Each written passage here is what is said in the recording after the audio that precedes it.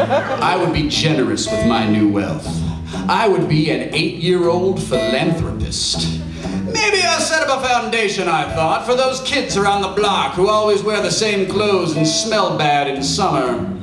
Maybe I'll stand outside the doors of Sunland Discount Variety and offer low-interest loans to the children who wish to play Gyrus or Star Castle.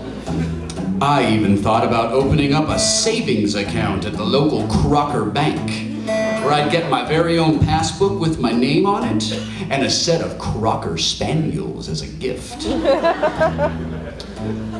Ultimately, though, like any normal 8-year-old, I kept it for myself. And there was a brief but shining moment in the summer of 1980 when I was allowed to ride my 2-wheeler dirt bike all the way to Hober's Pharmacy on Foothill Boulevard, stopping at every intersection along the way. Sure, I told my parents that it was to watch for cars, but in reality it was to check the front pocket of my yellow and blue two-tone corduroy OP shorts to ensure that my $5 bill, which I'd grown very close to and folded into a tight little square and tucked down deep into my Velcro wallet, hadn't somehow escaped my possession.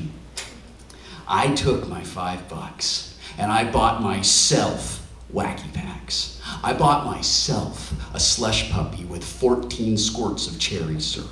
I went next door to the medical supply and bought myself enough surgical tubing to make 14 feet of water weenies.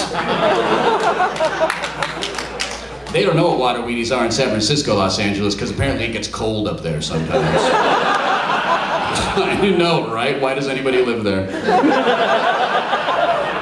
I even had enough money left over after playing Bagman, Donkey Kong, and Asteroids Deluxe to take a chance on that intimidating wall of buttons known as Stargate, because somebody at Williams decided that Defender wasn't hard enough.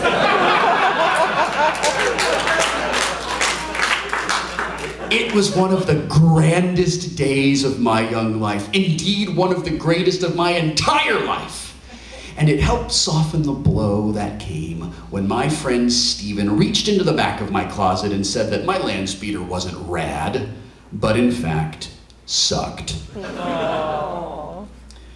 Well, I recently went back to Sunland where I grew up, hoping to pick up a slush puppy and maybe see one or two of the phantoms of my youth haunting those familiar stores, but they were nowhere to be found.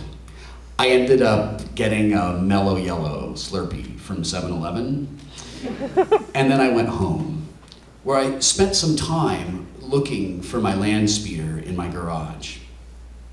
I don't know why, but I still have it.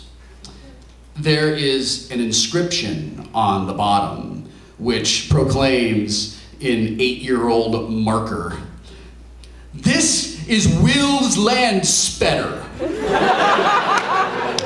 Kept you hands of it, OLs." I lifted it up out of the box, brushed aside some baseball cards, and I dusted it off. I held my land speeder in my hands for the first time in 20 years. And suddenly, that trade didn't seem like such a bad idea after all.